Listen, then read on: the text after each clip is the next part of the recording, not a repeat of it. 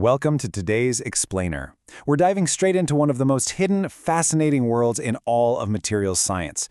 Today, we are demystifying the incredible microstructures of pure iron, and we're going to watch how temperature acts as a literal magical trigger for structural transformation.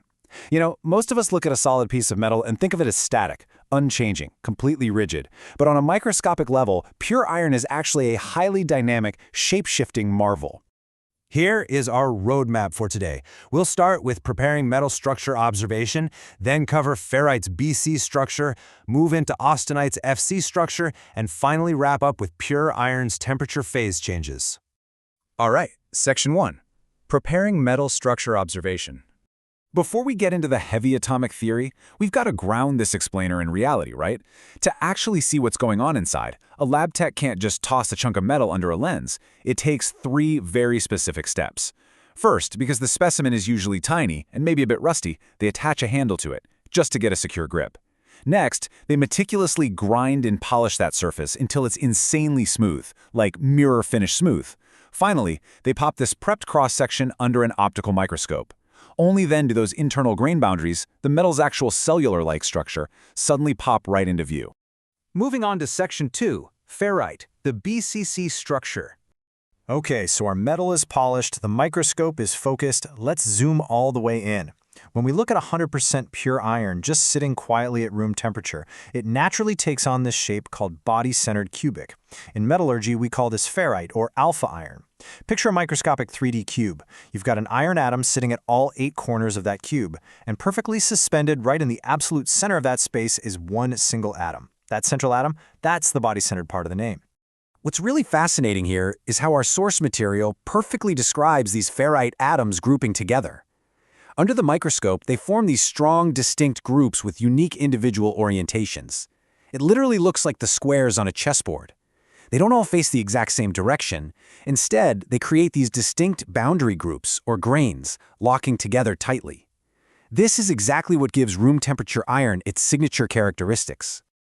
Now, here's the crucial baseline metric you'll want to lock into your memory for exams. Ferrite's BCC structure has an atomic packing factor of exactly 68%. So what does that actually mean? Well, if you take the total volume of that microscopic cube, 68% of it is filled with solid iron atoms, leaving the rest as completely empty space. It's a surprisingly open structure, and that openness plays a massive role in how the metal behaves in everyday applications. Let's hit Section 3, Austenite, the FC structure. Let's see how changing the arrangement builds a totally different set of physical traits. Enter our second structure. This is the face-centered cubic structure, or austenite. Notice the big shift in geometry here. We still have our 8-corner atoms, but that single atom floating in the middle of the room? Totally gone. Instead, we have 6 new atoms perfectly centered on the 6 outer faces of the cube. That leaves the dead center completely empty, which, as you'll see, changes absolutely everything about the metal's physical behavior. Because of those new face-centered atoms, the packing factor actually jumps up. We move from ferrite's 68% to a much tighter 74% atomic density for austenite, so the atoms are packed closer together overall. But it's exactly where that remaining space is located that's truly mind-blowing. And this brilliantly illustrates why austenite behaves the way it does. Even though the overall packing factor is tighter at 74%, the direct center of the cube is an absolute void. Conceptually, that 41% empty space in the core means the metal actually has lower hardness. It's a bit softer. But, and here's the beautiful part, that empty space acts almost like a microscopic shock absorber. It gives austenite incredibly high resistance to fatigue and wear. It can take a serious beating without fracturing. Pitting them head-to-head, you can really see how a simple shift in atomic arrangement completely overhauls the physical durability of the metal. Ferrite gives us our standard room temperature iron with a 68% BCC packing. But switch over to austenite's FCC structure with its 74% packing and that hollow core, and you sacrifice a little bit of hardness to gain massive fatigue and wear resistance. It's this incredibly elegant trade-off, orchestrated entirely by microscopic geometry. Which brings us to Section 4. Pure iron's temperature phase changes. Now, for the climax of our explainer, let's turn up the heat and watch this pure iron shapeshift. To understand this, we've got to establish some quick ground rules. Since we are dealing with 100% pure iron with absolutely zero carbon content, our phase diagram doesn't have all those sweeping curves and complex zones you'd normally see in steel alloys. Nope, for pure iron, the phase diagram is literally just a single vertical line. Temperature is the sole driver of change here. Every dramatic transformation we are about to see is caused entirely by adding heat. The journey this iron takes as the heat rises is honestly astounding. From room temperature all the way up to 910 degrees Celsius, it sits happily as our chessboard-like alpha iron, the BCC ferrite.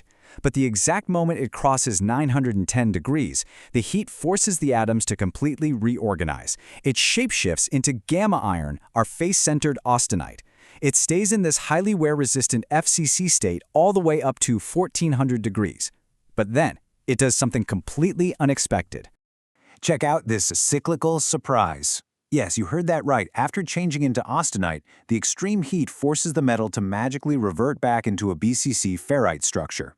We call this high-temperature version delta iron.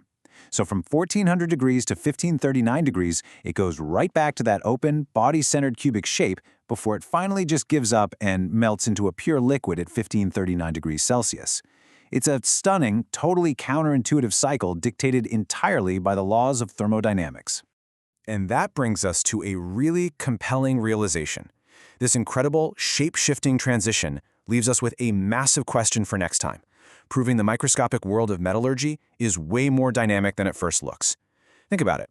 If pure 100% iron goes through all these wild structural acrobatics just by getting hot, what on earth happens to this delicate atomic chessboard when we start sprinkling carbon into those empty microscopic spaces to forge industrial steel? That is the perfect mystery to ponder. Keep challenging your understanding of the materials around you, and thanks so much for exploring this fascinating topic with me today.